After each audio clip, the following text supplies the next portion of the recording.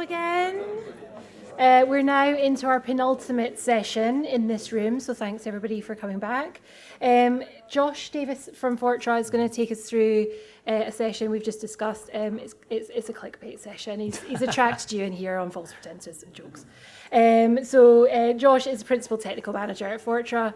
As per with other sessions, please share on social media, tag Digit Expo, and there'll be time for questions at the end. This is a back-to-back session, so we've got a session kicking off at 3:40 in here with Brian Stewart. So if you'd like to stay, more than welcome. If you would like to depart, that's all good too. But we will need to just scan your ticket for that last session as well. So without thank you very much. I will hand over. Yeah. So I feel like I should explain why we talked about it being clickbaity, and that's kind of because I put some big words in my title, and I am going to cover them all. But I want to know who's here because it says web apps. Just give me a little nod. Yeah, that's great. APIs. Yeah, it's a bit more of a more difficult one these days. It's not quite the same as web apps. There are some similarities. I think that's a real huge one that everyone wants to understand because it's same but different, and we'll talk more about that later. And then who's here for emerging threats and 0 days? Yeah, those are my favorite. So I used to be a threat hunter. I used to be a security analyst. Now I'm kind of a jack of all trades, as my vague title suggests, kind of helping with the messaging we do around the technical pieces, the go-to-market strategy. But I get to still be involved with all the threat hunting activities from a distance. Basically, I don't spend my time looking in needles in haystacks, but they do come and show me the needles, so I still get to have a bit of insight into the latest emerging threats and 0 days that we're discovering out there. And I think it's a great conversation to have around zero threats and emerging threats in 0 days, because really these are the most difficult threats to protect against. And so if we talk about how to prepare to secure against those, you're also going to prepare and secure yourself against the majority of other threats also.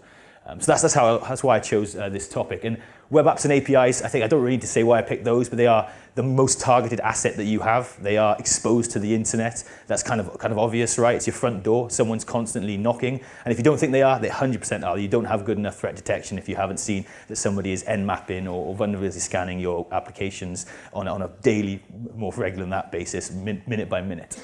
And also they serve business critical functions, right? If your website goes down, your customers can't use it, your employees can't use it, so they really directly affect the bottom line. The most breaches involve web apps, so it's the most common, most breaches involve servers, that's the most common asset that is compromised and breached. It's not endpoints, even though we talk about EDR and endpoint protection so much. I think we like that human connection because it's relatable. It is still servers, and it's web apps that come up in the top asset type within servers as well. And if you care about data protection, over 90% of data breaches involve web apps at some point. So this is really, it's the most important asset that you have, and so it deserves an extra amount of your time in order to protect and secure it. But I'm going to start off by introducing Fortra. This seems to be what I've done all day. If you've seen the stand, it's right on the entrance as you come in. And normally it starts with, who is Fortra? What do you do? And so I thought I'd start with a little bit of that as well. Fortra, formerly known as Help Systems, the biggest company you've never heard of. I'd never heard of them when they acquired AlertLogic, which I was a part of.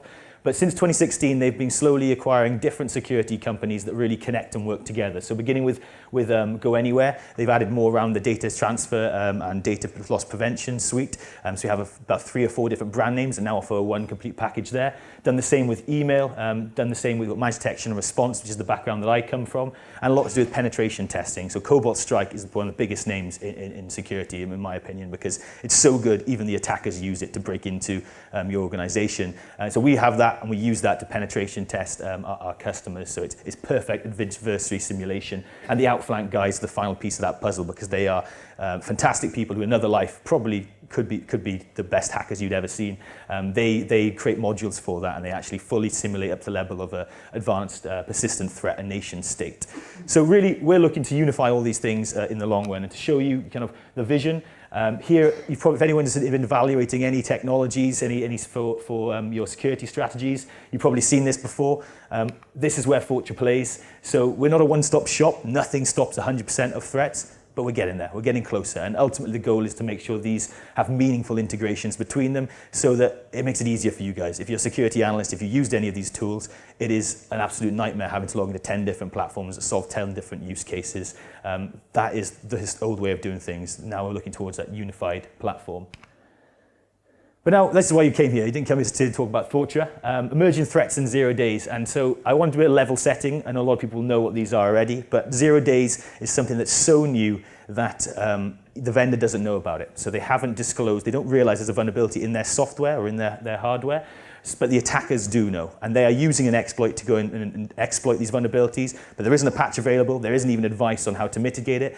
Because of that, they have the greatest chances of success because in theory, you can't defend against it. You can, but you can't with something as simple as known threats. An emerging threat is kind of a 0 day that's a little bit beyond that. It's still new. There's a bit of a period after that where you call them emerging threats because they're still very successful. People haven't got around to patching yet, but maybe there's a bit more known about it. So that's the introduction. Really, to explain this in more detail, let's go back to the Roman age. So I'm a big history guy, and I think this is a great way to understand why emerging threats in 0 days are so effective. So this is called Greek fire. It was used by the Eastern Roman Empire. It is literally a chemical and tar that was flammable, and it would even float and burn on top of water. So you can imagine how effective that was in navy battles. And when they came up against their opponents, they were destroyed completely because they never anticipated there would be fire used in a sea battle, right? So they hadn't prepared for it. So that's similar with emerging threats. Sometimes you don't know what these are going to look like. It might be something completely novel, completely different, that all your previous experiences might not necessarily apply to how you combat that. I love Romans, so we're not moving away from the Romans. But the Carthaginians, they used elephants, right? North Africa, this is nothing Europe had ever seen before. Incredibly effective in battle initially. They terrify people, they trample you, your formations are no good against 20-foot elephants or whatever they are. But that wasn't the case. Carthage doesn't exist today, right? The earth has been salted and destroyed completely because the Romans did manage to overcome Carthage, because once they'd seen the elephants a few times, they were able to develop new techniques that were able to combat this emerging threat, this 0 day. So the 0 day is super effective initially. There's a big window where it's effective. Eventually then it moves into the realm of, okay, we have to come up with a new strategy of how to defend this, and that's what Rome did for the elephants. Last one, Archimedes' ray gun. This one's really cool. It's debated whether it actually happened, but there are enough sources that I'm going to say it did. But Archimedes created, what he used was these mirrors on the bank to reflect the sun and pointed them at the Roman galleys as they turned up at the Battle of Syracuse. So you can imagine they don't actually quite look like that. They couldn't really see the beams, but these Roman ships would spontaneously combust. Back then, they would use tar to make the wood watertight, so they're incredibly flammable. The Romans actually thought the gods were attacking them and they made a bad decision, so they just turned around and legged it backwards. So sometimes these things are so shocking and so new that they have a huge impact. But again, that didn't protect them forever. These things only have a limited window where they are super effective. So hopefully that brings everyone on board with emerging threats and why we're talking about them, why they're interesting. One I wanted to talk about, so I wanted to use a real example now, enough with the Romans. The libwebp, are people familiar with this one? It's been around since October, I think. So this, I'll be honest, I actually called this saying this was going to be as big as Log4j when it first came out. I was wrong, it hasn't been that big. But it had the potential because this is a module that is used created by Google, and it's used to process PNG, JPEG files and show them in a really easy web-friendly way. So this is actually this is done in your browser. Browser-based threats are probably a more novel type of web exploit. It used to be you'd attack the actual web server, and now you're actually attacking people using the web server by attacking them in their browser. Browsers are so powerful these days, they're basically their own operating systems. So what we saw with this one was really interesting. This would require you to upload a PNG, which is an image file. That's really interesting because we have controls. Later on, I'm going to talk about web application firewall, and you can have controls to limit the types of uploads that you do based on file type, based on file size. But nobody's going to limit images. You want people to upload their profile pictures. There's so many use cases for uploading images, so you can imagine that no one had that control in place. Versus a file, you might want to let people upload files unless you have a really specific reason to. Once that was uploaded, if a person viewed that image, it would actually execute a buffer overflow attack, which could allow for a multitude of outcomes. I've chosen the web shell. This is like a backdoor access. So basically, it takes over, it owns the person who opened that image. And this is the really important thing when it comes to securing your web applications. Not only are you protecting your entire network from compromise through the front door, you're also protecting everyone who uses that web application, because this is a trusted delivery mechanism. When you log on to www.fortra.com, you expect us to be trustworthy. If we tell you if you have images on there, you expect them to be safe. So this is a really common web vector that attackers use, this trusted delivery mechanism, in order to pass on infection to more and more clients. So going after the web application gives them one thing, but wait, if they sit tight and actually infect all the users, they've multiplied the scope of their control massively. And on the right just shows the different things that are available here. So it's actually really broad what was vulnerable. That's why I thought maybe this could be the next Log4j. In reality, we haven't seen quite as many exploits of this in our customer base or generally in the wild. But still, if there's one thing you take home for today, I hope it's more than one, but go home, go to work rather, and ask, have we got the libwebp plugin being used at all? And if so, make sure that you are patched up to date and mitigate this type of exploit, because this is real, very real out there. My penetration testing friends love this one. It gets them into a lot of places.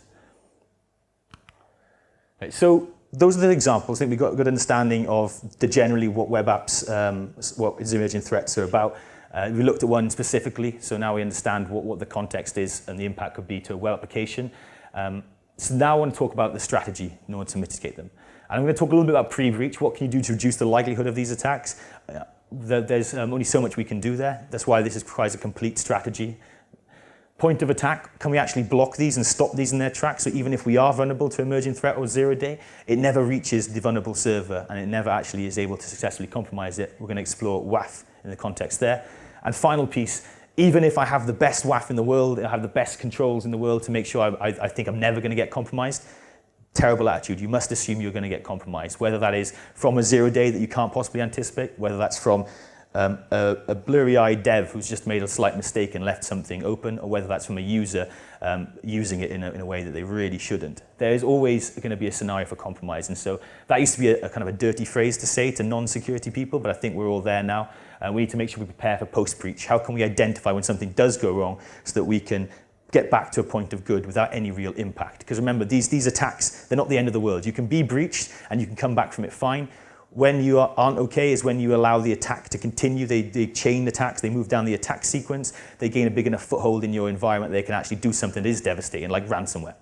Ransomware one machine, you re-image it, no problem. Ransomware the entire organization, you're reduced to pen and paper, and you probably think about paying that ransom, which you never should do, by the way. So talk about the attack surface. First of all, we need to know what it is that we are attacking here. And so this is for web apps and APIs. And so this is kind of the similarity here. People do think they're distinct things, but notice the web app and application program interface, they both have application in there. It's just a different attack vector, or different attack surface rather, that they can interact with, because the way you generally interact with them is different. They do it in different ways.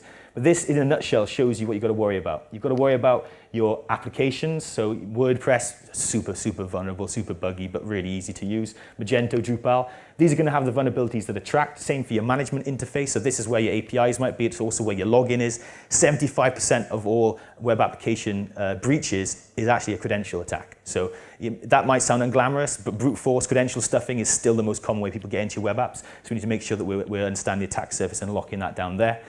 And the web servers themselves, so whatever you're running it on, they can also have their own vulnerabilities. And then also the data stores that are connected to, they can also have their own vulnerabilities. So all of these things are presented in one thing to the attacker, but there's many different pieces that they could prod and poke. And I'm not going to get into where you actually host this. If it's on a piece of tin, if it's in a cloud, that's another new attack surface again. But this is what we need to understand. Where can they get in? What are the ways an attacker could get to my sensitive data or get to the integrity of my application? The other piece is custom applications. So if you've developed, anyone got any custom applications they're running that they've built for their organization? There's a few out here. They're great because they offer a level of security through obscurity, but you also are on your own if they are poorly made. Yeah? And vulnerabilities are found in even the best products. It's not a bad thing to say that you're going to experience a 0-day at some day. It's about how you prepare for it. It's a reality. It's going to happen. We're not perfect. And the attackers have a head start. That's the cat and mouse. They are the mouse, and we're the cat chasing them. So they're not tracked. You have to be aware of this yourself. You have to take extra focus in making sure that you can identify, because you're going to have to be the one who deploys the patch, writes the patch for that. So now we understand what the attack surface is. We want to limit the likelihood of that being compromised, and that really revolves around threat modeling. What are the routes to getting in? And you don't know what the 0-day will be, but you can know what type of 0-day it might be. Is it remote code execution? Is it a privilege escalation exploit? So these are the type of things you will work out. What is it that's sensitive to me? What do my board care about? What do my compliance standards care about? Work backwards from that. How do they get to there using the attack surface? And once we identify those avenues, we can actually then start to build controls around it. Then you want to look to do things like scanning your code. I'm going to go through these quite quickly because I haven't got a huge amount of time. But scanning the code statically before it's deployed, it identifies any vulnerabilities before they go live, before anyone can actually target them. Securing the pipe, CI/CD is a great way of doing this as well. It allows for fast deployment of code and make sure that actually that this code is secured and reviewed as and when you're pushing it to each different part. Vulnerability scanning, when it's actually active and live, you still want to do all these things together. One doesn't replace the other. It's all about defense in depth. This will show what the scanner can see from maybe a host-based scan or maybe an external scan as well. Penetration test, even better. You've got people who, now we know there are 100 vulnerabilities on this server, but which ones actually matter to an attacker? Which ones could they exploit? What could they do if they exploit them? Penetration tests are fantastic if you need your board to release some budget, because everybody releases budget when you show them the devastation that you can cause. So really go and do that. And final piece, you need to monitor all of these and monitor the outcomes, because nothing's static. This isn't a point-in-time exercise. Now, those of you who are smart will be thinking, how does this help against zero-day vulnerabilities? There are no vulnerability scans available for 0 days. You're absolutely right. Same for all the other pieces as well. But I talked about attack sequences and chaining different types of attacks. It is almost impossible. It's nation-state level, and they're going to sit on this until maybe there's a nuclear war to have a complete attack sequence that is all novel 0 days. There's going to be one piece of that could be a 0 day. Normally it'll be the entry exploit. But then once they're given access, they need to elevate their privileges in order to actually take full control. They need to establish backdoors. So there are other so you want to make sure you still plug the other vulnerabilities so that when they gain access there, they can't actually cause any huge damage, because they are going to still use known vulnerabilities. Ransomware gangs are still using exploits from 2017 in order to advance their control. It's not attractive as 0 days, but it's the reality. The old is just as important as the new. Now, if we move on to the threat protection, I'm going to spend some bit more time on this, because I think this is where you can really see some success in blocking the 0 day attacks as they're leveled at your application or your APIs. So exploit protection is the basics. You need this. Anyone who's ever bought a WAF will have used it to tick this box. You can get some set of managed rules. That's the bare minimum, but it needs to be able to identify what attacks are being sent. Deep packet inspection. Let's see what's in there. Is it malicious? Is it something it shouldn't be? Block it. API protection requires a different level of this, because it's a lot of bot interactions. So normally if a bot is attacking your web application, we can normally tell that's malicious or it's unwanted, and we just can stop the bot based on we know you're not a real person, give them a captcha. We can't do that for APIs. APIs is normally automated connections, so it's hard to differentiate out the malicious techniques. I'm going to get onto how we can actually enforce that, but there's a combination of looking at not just what's bad and what we shouldn't allow in, but also enforcing the schema, how it's making sure it works as intended. And then beyond that, there's also business logic attacks. So where you've actually built it to perform in a certain way, and attackers taken advantage of that to only steal some data. That's even harder again and that's going to be a little bit outside the scope, because there's no emerging threat to business logic attacks. That's kind of on you when you're building the APIs.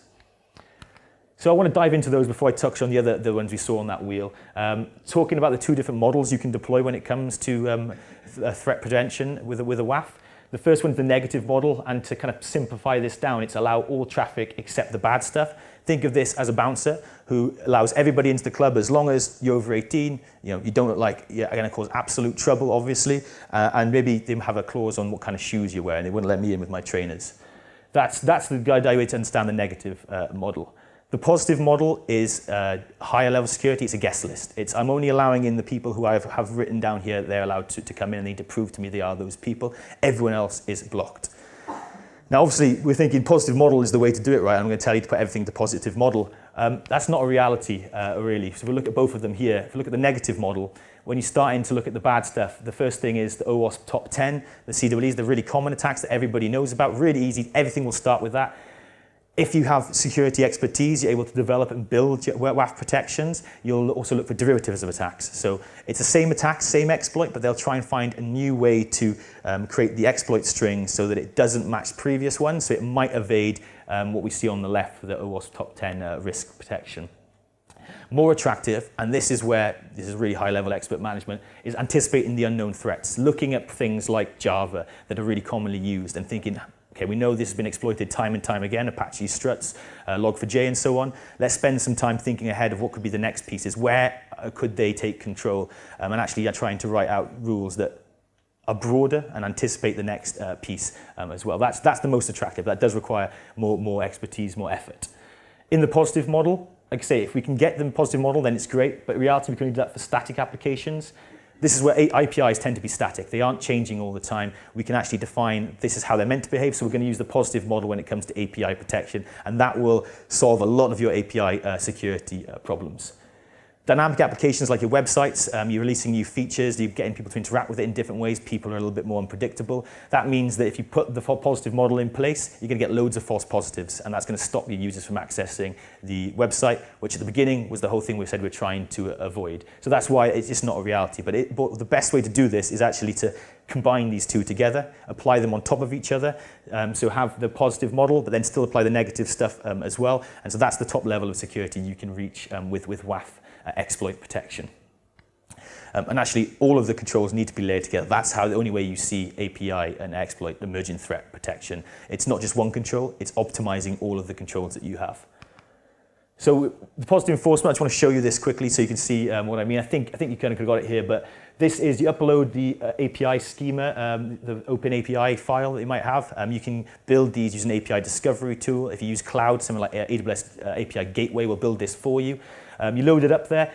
Our WAF would then populate the different variables and then the strings that we want to allow that's there. So this is a great way. This locks down as much as possible, but we're still going to get attacked within that, which is why the negative model is looking for overtly malicious things. We allow what commands, what syntax we can allow in through this model, but still they might abuse that and use the syntax and chain it in a certain way that it deploys an exploit. So that's where the negative comes in on top of the positive.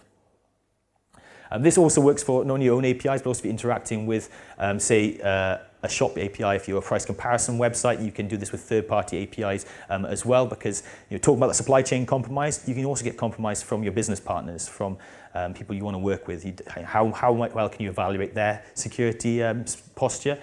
So still take that protection. Don't assume just because they're your trusted business partner and your friends, they aren't going to pass on compromise to you, because this is what really all hackers are looking for these days, is ways to have the biggest impact with their compromise, as we as an industry are getting better at stopping the one-off ad hoc exploits, or compromises rather.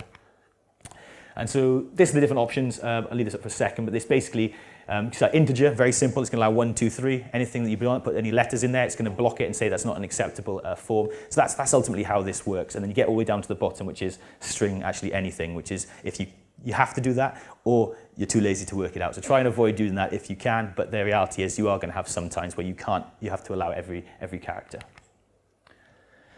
Now, the other pieces that come along to this, intelligence is really important. I'm going to spend some time talking about Fortra threat intelligence and how that kind of really enables us to be on the forefront of the protections that we're deploying, whether that's creating signatures in the negative model, or whether that's using our knowledge of attackers rather than their attacks to help block us. Virtual patching, pretty basic, pretty standard these days, but actually you can deploy a patch that means you can have the security outcomes of the patch while you make sure it's not going to break and make your apps or APIs fall over. Because I'm sure if anyone manages web apps, that's a real big problem for you, right? You know you should deploy the patch, but you also know that you've got so much technical debt, you're going to break everything, and it's going to be even worse for yourselves personally.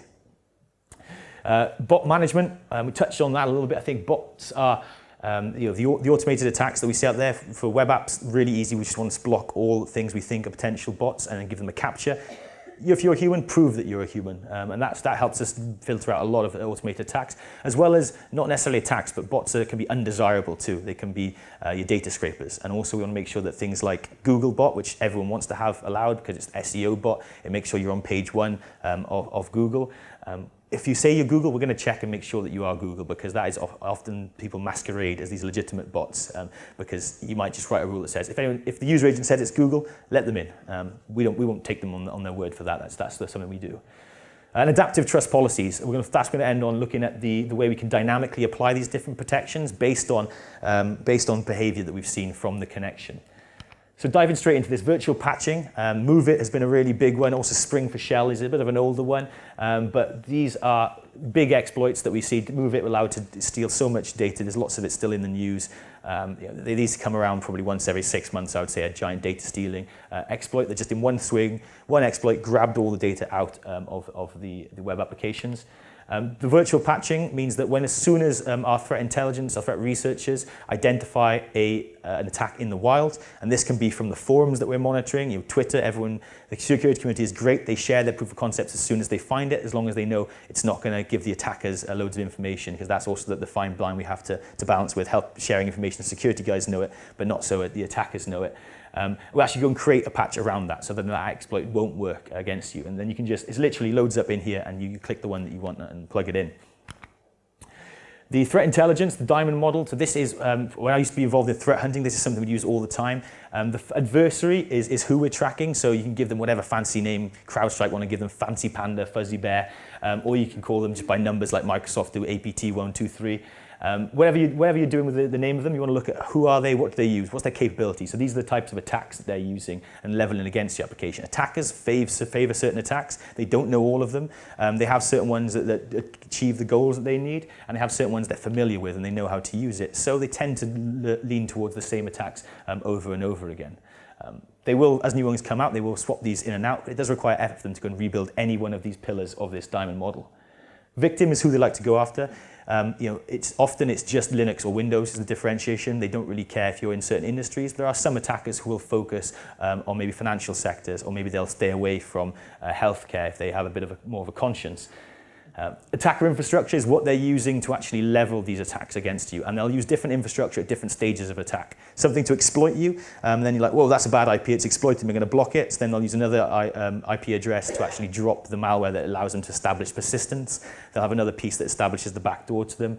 So this is something that is really difficult for them to rebuild.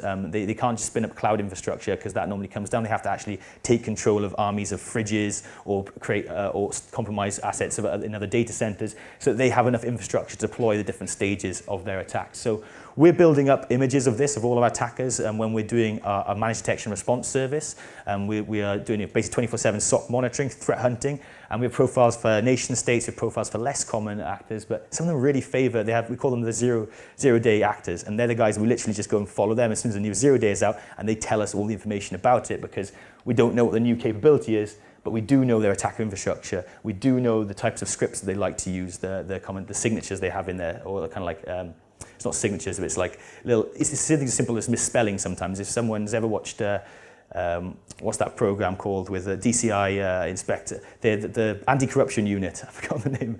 The anti-corruption TV program, they always talk about, there's the spelling mistake that's done there where he spells defiantly instead of definitely. Attackers do this stuff too, and that lets us know who they are. So we're using that to then fill in. We've got the other bits of the diamond we can fill in when we don't have the emerging threat, so it lets us know about this. When it comes to web apps, we can actually use the attacker infrastructure to discriminate against. So we can block the IPs. If we know they're definitely an attacker, we monitor this on a daily basis and we refresh this as and when we need to. We can actually block that outright. So even if we don't know the new attack that they're using, we know they're an attacker, we just won't let them come through at all. And also when it comes to the policy creation, we're writing those rules for the negative security policies, actually seeing what the attacks look like in the wild and using that to inform our detections is really important, and we can actually test the new stuff that we discover as well. Would it work on our existing detections? And actually, when we came to the Log4j, before we even knew what Log4j looked like, we found our first example in one of our MDR customers. We went back on our WAF and we searched the logs for this exploit, and we'd actually blocked over 1 million attempts of that exploit before we even knew what it was. So that's the kind of piece you can have when you are optimizing all your protections and the success that you can have there. But now we're part of Fortra, as you saw, as many different security companies, and they have different insights into different areas of their different customers. So we have email security. They're going to be great at knowing which domains are being used for phishing. We have Digital Guardian, who DLP, they also do endpoint detection and response. They know what files are malicious. We have Alert Logic doing the MDR. They know which IP addresses attackers are using on a regular basis. And we can pool all this into the Fortra threat intelligence brain, as we refer to it, and then give us actionable outputs. And that really looks like for us in the web application firewall, using it to inform source discrimination and adaptive trust policy. So you could just block all the bad IPs. Somebody might be raising eyebrows at that, blocking IPs. How do you know they're not going to be recycled and reused? And you're absolutely right, that does happen. So instead, what we might want to do is, if we know that they are a bad IP, an IP address we've seen behaving badly, let's jump them down to protection tier 2. Let's say they're untrusted connection. So then we're going to increase the scrutiny that we apply to that connection. So we don't care if there's false positives now. You've betrayed our trusts enough that we want to give you an enhanced level of obstacles you have to jump through for us to let you through to the web app. This means that our legitimate users, they're probably going to stay into the Protect Tier 1, or you might even just have them in log-only mode. There's actually no blocks being made initially. You have to betray our trust once, and then we'll start blocking. It's based on your appetite for false positives. I know that's a huge problem when it comes to security and applications. You don't want everyone to be, every time they can't access the application, calling you up and saying, hey, you've messed up the WAF configuration again, because that results in people just turning off certain protections, right? Your users, your customers are normally a lot louder than the attackers, and false negatives, you can't see false negatives until it's too late. False negative being, we said it was fine, we let them through. False positive being, we thought it was bad, but it was actually good. So there's just a clear relationship between false positives and false negatives. And these dynamic models allow us to be a bit more intelligent with how we deploy different controls, trying to limit those false positives. And what I mentioned is that we had to always optimize these protections to achieve protection against 0 days. And this is something that is in our DNA, right? We don't sell our WAF as a tool to let people go in and use it. We actually only sell it as a managed service, because then we know we can optimize all these protections and we can deliver on the outcomes that you want. If it's data protection, you tell us I want data protection. If you tell us I want these bots to be allowed through, that's all you need to do, and we go and carry out and do it for you. So this is a real high level of protection that anyone can get without having to get involved with the complexity that is often associated with web application firewalls. And just to run through, it's managed from the beginning, managed onboarding, so we actually go and set it up for you so that it's protecting everything it needs to. We identify where your web backends are, where we can position the WAF appliance so that it protects as many things as possible, because we know that websites are actually web stacks. People don't realize how many different components go into that one unified experience. We offer advice as well. If you want us to write a rule to block a certain threat, but we say, hey, how about you rebuild your application or re-architect it in this certain way, that's going to achieve it so you're not actually vulnerable to it. That's something else that we will offer as well, so this level of consultation and advice. Of course, we're managing the security policies. We do this continuously so they're always optimized. We're available 24/7, and we'll resolve those false positives for you under a 50-minute SLA. So you send an email to us or call us up and say, hey, your WAF has blocked something. My user has said, here's the ID number. We'll resolve that within 15 minutes. So it eliminates that struggle of, hey, false positives are a burden that end up turning things off, because we'll make sure we don't turn things off. We tweak and fine-tune the protections so the legitimate users are allowed in while you still have the maximum protections you can gain. And also, we're proactively reviewing this, as well as you telling us, hey, I'm going to release a new change piece next week. We're actually going to go through the logs and look for opportunities where we can improve the WAF as well, because that's what we need to do in order to make sure we're constantly optimized so we can protect against the 0 days and emerging threats. Now, the final piece, so I talked about prevention, because I think that's really where you can see a lot of strength. The best outcome you can get is stopping a 0 day, because the impact can be quite huge, because it takes a while to notice sometimes if you've been compromised, because there's a hole in our visibility when it comes to the attack sequence, but there's still value in having detection as your backstop. There might still be 0 days that are allowed through. I'm not guaranteeing 100% of prevention anywhere. And the way to do this is looking at different data sources that you have. Your logs, when it comes to applications, you've got application logs, you've got the OS logs. You might even have a high level of configuration. We can do web log analytics for things like Nginx servers. You can actually do enhanced logging to log the GET requests, but they don't see everything. If you do a POST request, for example, it's not available in the log. That's why network IDS is super important, to give full visibility down to layer 7, deep packet inspection, so I can actually see exactly what exploit was leveled at your web application. And even more importantly, what did your web application respond with? Did it respond with signs of vulnerability? Did it respond with data that it exfiltrated? Because that's going to tell us how big the impact is, and what you need to do next.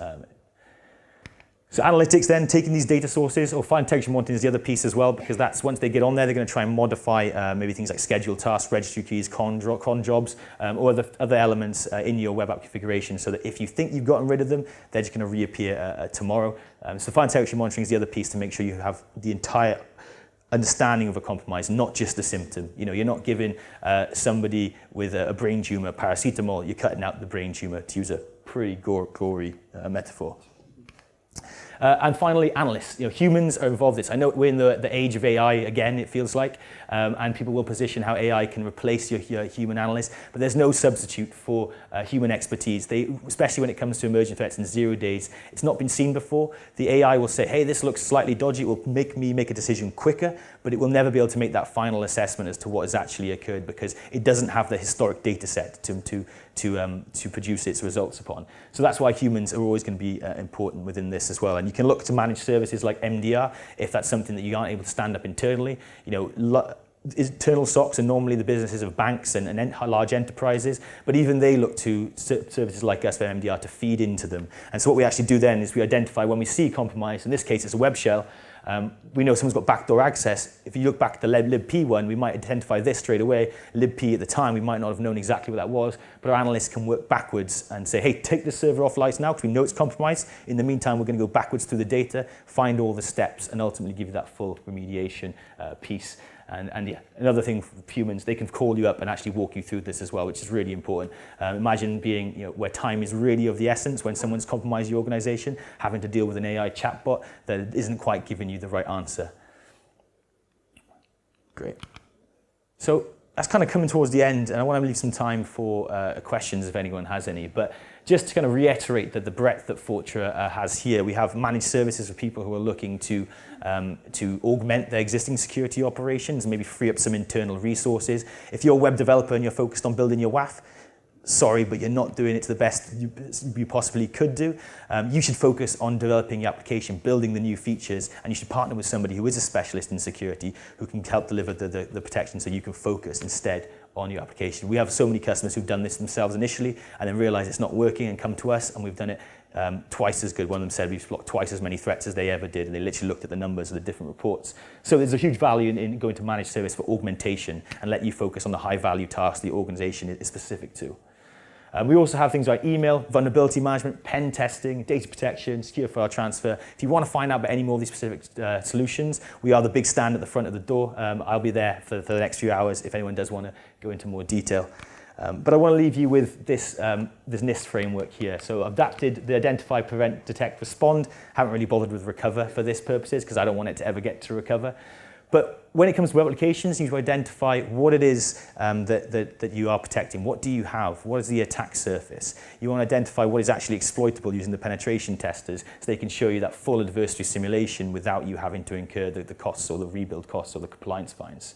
Prevent, it's data loss prevention.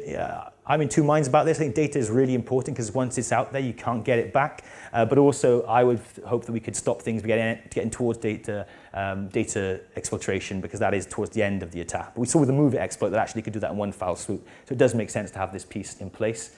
The managed web application firewall is also going to filter out any traffic that comes to your application, to your APIs and your applications. And then also detect, you can have security awareness training. People are great detection mechanisms as well as the logs and network IDS that I talked of. And then they can also help with your response actions too, as well as alert logic, the managed detection response solution, which is kind of what I covered off in the detection slide. So thank you very much. I think we've got a few minutes left. Anyone got any questions? We've got a couple of minutes. And got any, as Josh says, you're more than welcome to go down to the Fortra stand. Ask him. I don't think there will be drinks around the area. I don't know if there's drinks on your stand. You should probably get some drinks. If you find drinks, bring me one because I haven't got any on my stand. Thank you. Thank you. Much, Josh. That was fun. Cheers.